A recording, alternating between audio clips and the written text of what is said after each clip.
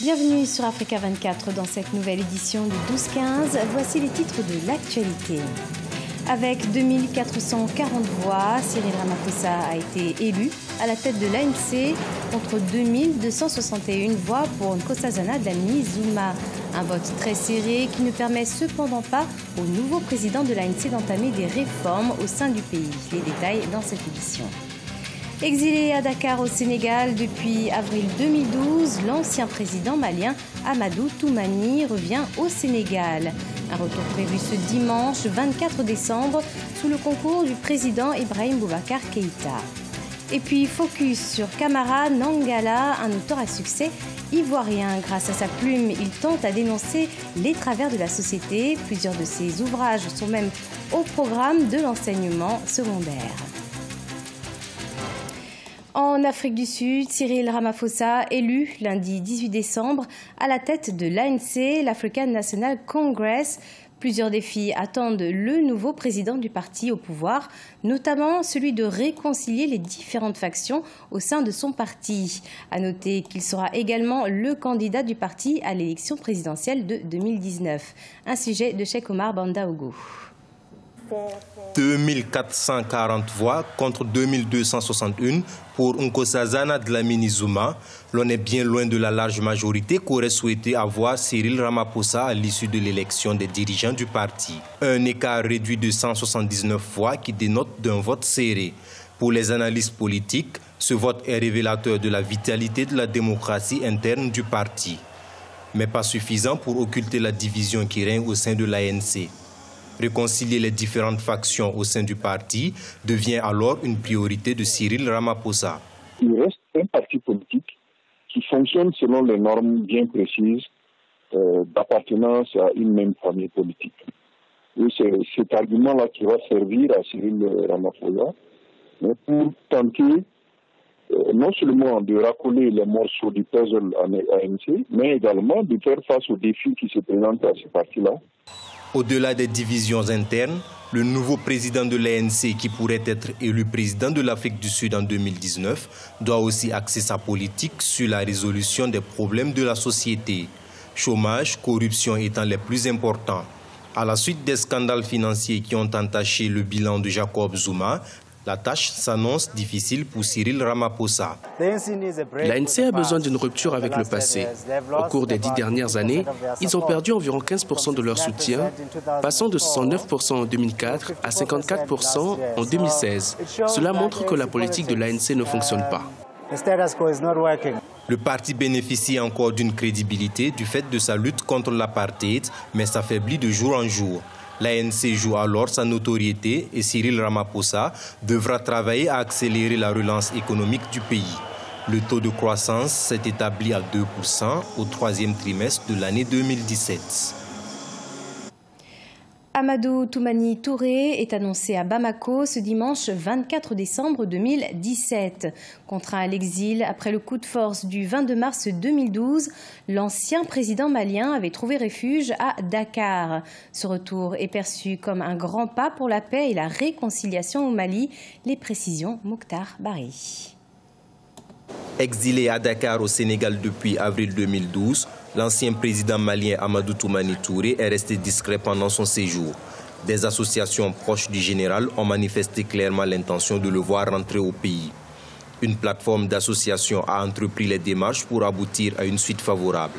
Le président Ibrahim Boubacar Keïta n'a pas hésité à concourir à ce retour, gage de réconciliation entre fils et filles du pays. Avec beaucoup d'humilité qu'aujourd'hui nous nous apprêtons à accueillir le président Amadou Toumani Touré et sa famille.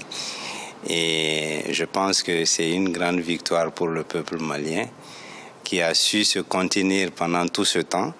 Et j'estime également que vraiment aujourd'hui c'est le lieu de remercier l'ensemble du peuple malien. L'ancien président ATT, comme l'appellent affectueusement les Maliens, sera à Bamako avec toute sa famille, mais aussi à Mopti, sa région d'origine. Dans les rues de Bamako, cette nouvelle est très bien accueillie. Le retour d'ATT consolide les retours des pères dans la République du Mali. Et c'est le moment pour ATT aussi de prendre des trains de la réconciliation, qui est déjà en marche. Le retour de Amadou Toumani ATT au Mali, c'est, je ne sais pas comment vous le dire, mais c'est tout à fait normal. Et ce serait vraiment idéal pour tout le monde. On lui a accusé de tous les maux du monde, mais en fait, il n'est responsable de rien. Malgré tout ce qu'il a fait, voilà, on sait que tout n'était pas rose pendant son mandat, mais on le dit, vraiment, il a été un peu à la hauteur, mais au-delà de tout, il faut lui dire que c'est un ancien président de la République. Il mérite d'être au Mali. Il peut revenir pour réconcilier les Maliens. Bon, on a souffert, vraiment on a souffert. Tout le monde a fait quelque chose dans ces pays-là. Bon, donc, on n'a qu'à pardonner l'un ou l'autre. Arrivé au pouvoir le 8 juin 2002, le général Amadou Toumani Touré fut réélu pour un second mandat en 2007, avant d'être renversé par un coup d'État le 22 mars 2012. Dans l'actualité, la chute du prix du cacao au Cameroun. Le prix du kilo est passé à 1000 francs CFA en novembre 2017, à la place de 850 francs CFA ce mois de décembre 2017, d'après les données du système d'information des filières.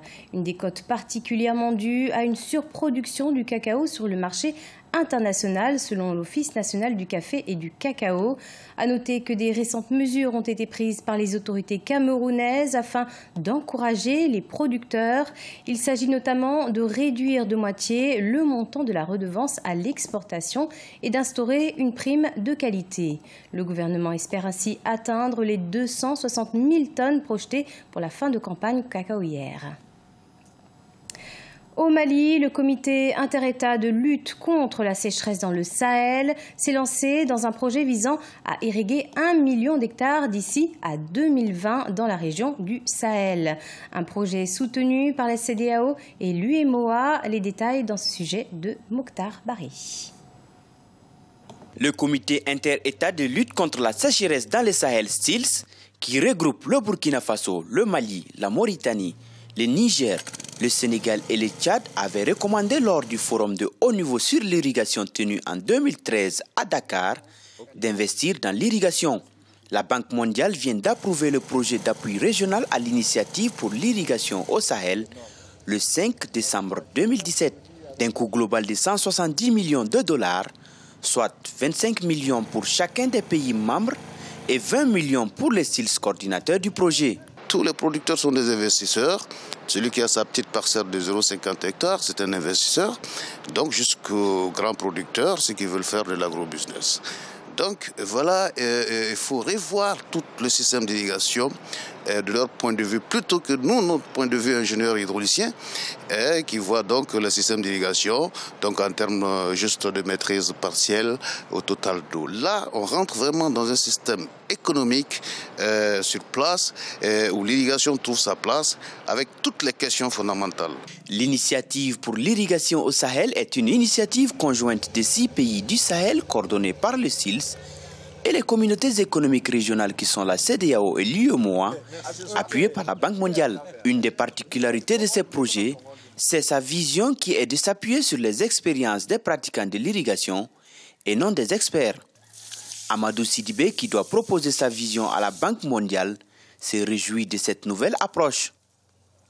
Pour la première fois, parole est donnée, décision est donnée à l'agriculteur pour se prendre en charge. Et ce financement va être innovant. Il va être innovant, il va avoir de l'impact.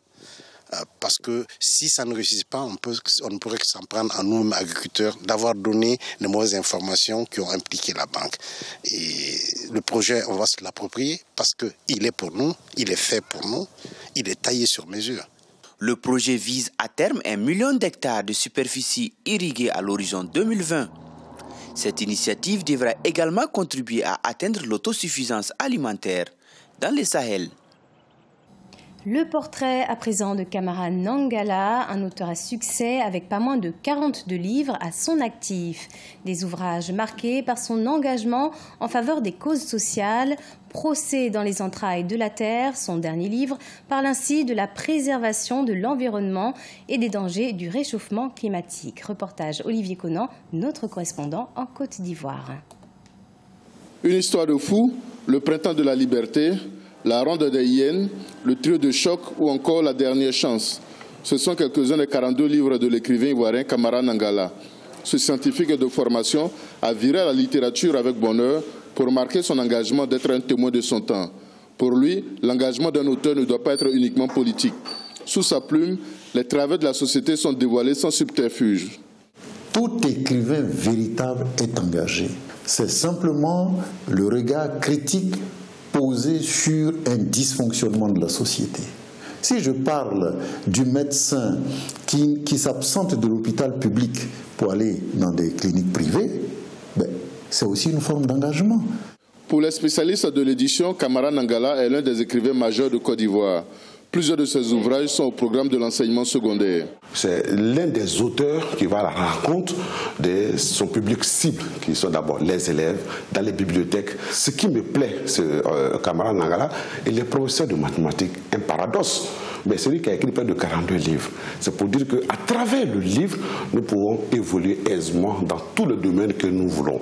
Témoin contemporain, Camara Nangala raconte dans sa dernière œuvre, Procès dans les entrailles de la Terre, les dangers à venir à cause du changement climatique et le comportement suicidaire des humains.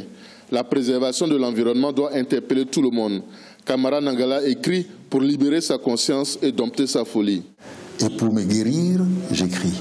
Certains, pour se guérir, consomment de l'alcool, d'autres de la drogue. Mais moi, je préfère être sobre, tempérant, modeste, et ma folie s'exprime à travers les livres. Il me semble que c'est une des meilleures méthodes pour me guérir. Auteur à succès, Camara Nangala a obtenu de nombreuses distinctions. Cependant, sa plus grande fierté, c'est de voir les jeunes s'ouvrir à la littérature. C'était le journal de la rédaction. Merci pour votre fidélité. Retrouvez dans un instant une nouvelle édition de l'information sur Africa 24.